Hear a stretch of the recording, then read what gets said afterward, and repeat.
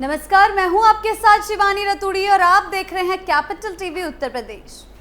उत्तर प्रदेश विधानसभा का मॉनसून सत्र शुरू हो चुका है और पहले ही दिन सदन का माहौल पूरी तरह से गर्मा गया।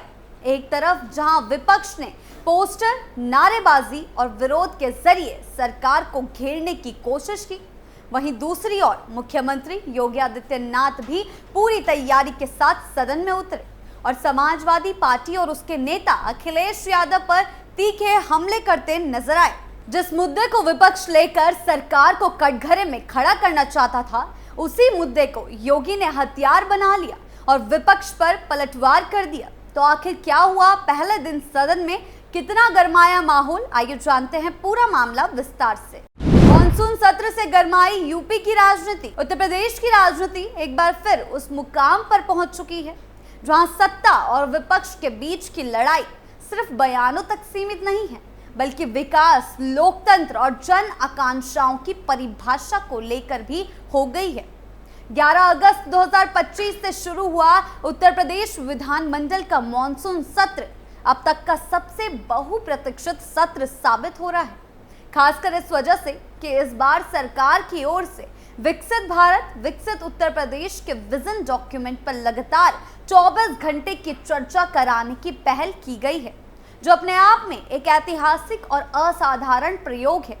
लेकिन इस पूरी प्रक्रिया की शुरुआत ही उस क्षण से हो गई जब मुख्यमंत्री योगी आदित्यनाथ ने विपक्ष पर, विशेषकर समाजवादी पार्टी यानी कि सपा पर तीखा हमला बोलते हुए उनकी राजनीति को सीधे सीधे लोकतंत्र विरोधी करार दिया। उनके शब्दों में था एक विश्वास, एक आक्रोश और साथ ही एक स्पष्ट संकेत कि सरकार अब सिर्फ जवाब नहीं देगी, बल्कि विपक्ष की रणनीति को हर मोर्चे पर बेनकाब भी करेगी। सीएम योगी ने अखिलेश को खदेड़ा। मुख्यमंत्री योगी आदित्यनाथ ने विधानसभा सत्र के पहले ही दिन अपने भाषण में सपा को लेकर जो तीखे तेवर दिखाए, वो स्पष्ट रूप से ये दर्शाते हैं कि अब सरकार अपने कामकाज और विकास के एजेंडे पर विपक्ष की परछाइयां नहीं पड़ने देना चाहती। योगी ने कहा, समाजवादी पार्टी और लोकतंत्र एक ही नदी के दो अलग अलग किनारे हैं। इन्हें लोकतंत्र पर भरोसा कब से हो गया? उन्होंने ये सवाल उठाया। ये सिर्फ एक सवाल नहीं, बल्कि एक सियासी आरोप था जिसमें बीते वर्षों की सारी घटनाओं की पृष्ठभूमि छिपी थी। मुख्यमंत्री ने संभल, बहराइच और गोरखपुर का नाम लेते हुए कहा कि सपा के कार्यकाल में इन जिलों में जो अराजकता फैली, वो आज तक लोगों के जहन में है। उन्होंने आरोप लगाया कि सपा सरकार में व्यापारियों से गुंडा टैक्स वसूला जाता था, जिससे आज भी व्यापारी वर्ग नाखुश है।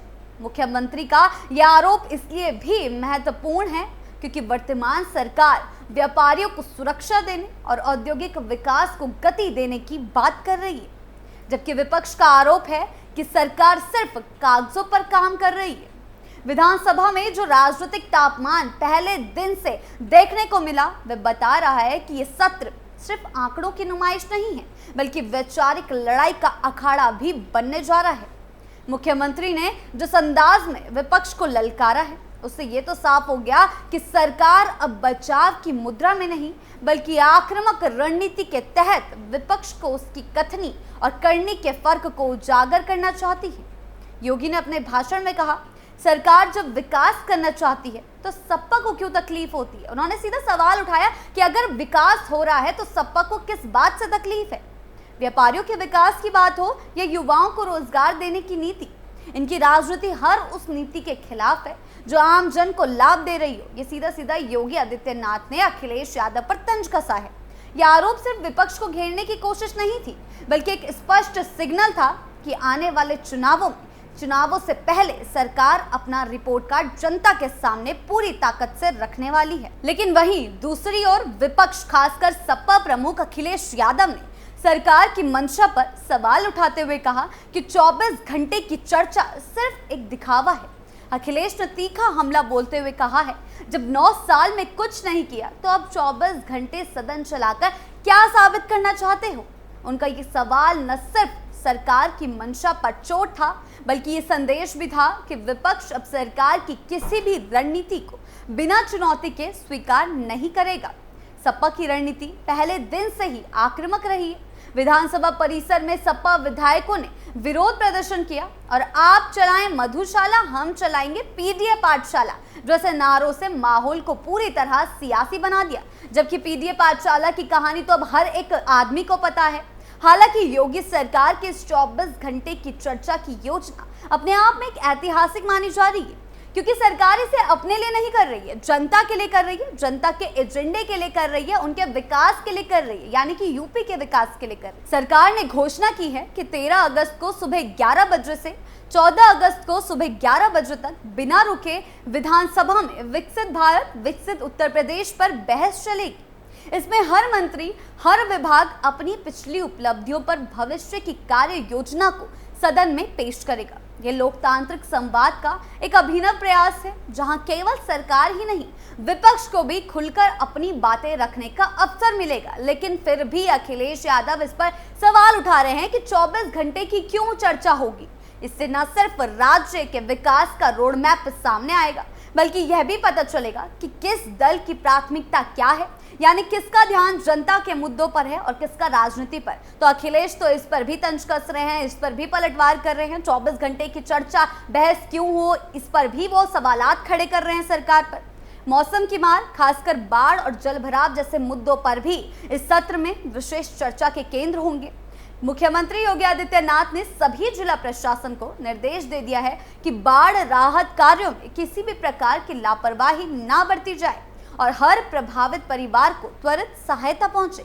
उन्होंने ये भी स्पष्ट किया कि बाढ़ नियंत्रण कार्यों के लिए धन की कोई भी कमी नहीं होगी। इसके अलावा स्वास्थ्य हो, शिक्षा हो, अधोसंरचना, रोजगार और महिला सुरक्षा जैसे प्रमुख मुद्दे भी 24 घंटे की चर्चा में शामिल होंगे। लेकिन यह भी उतना ही सच है कि विपक्ष इस पूरी कवायद को सिर्फ एक इवेंट के रूप में देख रहा है। वो जनता के भविष्य के लिए, यूपी के भविष्य के लिए नहीं, सिर्फ एक इवेंट के तौर पर इस पूरे सदन को, इस पूरे सत्र को देख रहा है। उनका कहना है कि अगर सरकार को वाकई विकास की चिंता होती तो ये चर्चा सिर्फ दिखावा ना होती। इस तरीके के तंज जो हैं अखिलेश यादव कस रहे हैं। सपा प्रमुख अखिलेश यादव ने कहा कि यह चर्चा तब होती जब सदन को कम से कम 10 दिन के लिए बुलाया जाता और हर मुद्दे पर गंभीर बहस होती। उन्होंने आरोप लगाया कि सरकार सिर्फ कैमरों और मीडिया के लिए काम कर रही है। जनता की असली समस्याएं जैसे महंगाई, बेरोजगारी और महिला सुरक्षा अब भी जस की तस है। तो सवाल फिर योगी आदित्यनाथ भी पीछे नहीं रहे, उन्होंने भी उठाया। उनका कहना है कि अखिलेश के कार्यकाल में क्या हुआ, कितनी महंगाई बढ़ी, कितनी बेरोजगारी थी और कितनी महिलाओं के सुरक्षा के लिए काम किए गए। इन तमाम विरोधों और आरोप प्रत्यारोप के बीच एक बात स्पष्ट होती जा रही है कि उत्तर प्रदेश का ये सत्र सिर्फ विधानसभा की 4 दीवारी में सीमित नहीं रहेगा, बल्कि इसका असर पूरे राज्य की राजनीतिक दिशा और दशा पर पड़ेगा। सरकार अपनी योजनाओं और विकास कार्य को जनता तक पहुंचाने के लिए सदन को एक मंच बना रही है, तो विपक्ष इसे चुनावी नौटंकी बता रहा है।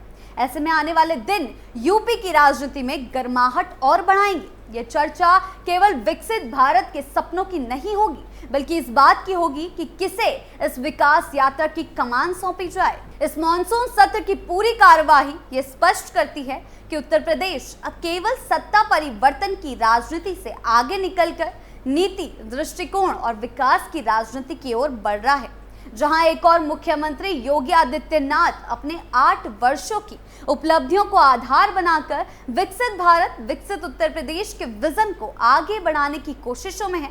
वहीं दूसरी ओर विपक्ष, विशेषकर समाजवादी पार्टी, अखिलेश यादव इस पूरे आयोजन को खोखले दावों और दिखावटी प्रयासों की संज्ञा दे रहा है। लेकिन जो बात सबसे महत्वपूर्ण है वह यह है कि ये सत्र अब केवल सदन की कार्रवाई नहीं रह गया, ये जनता, जनप्रतिनिधियों और शासन व्यवस्था के बीच पारदर्शिता, जवाबदेही और लोकतांत्रिक संवाद की एक नई मिसाल बन सकता है।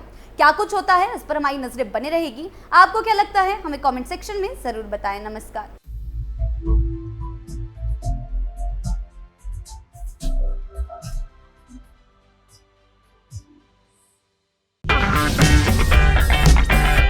अगर आपको हमारा वीडियो पसंद आया हो तो इसे लाइक करें, हमारे चैनल को सब्सक्राइब करें और हाँ, बेल आइकन दबाना ना भूलें ताकि आप तक हमारे वीडियो की नोटिफिकेशन पहुंचती रहे। आप अपना सुझाव हमें कमेंट बॉक्स में दे सकते हैं। हमारे साथ जुड़ने के लिए शुक्रिया।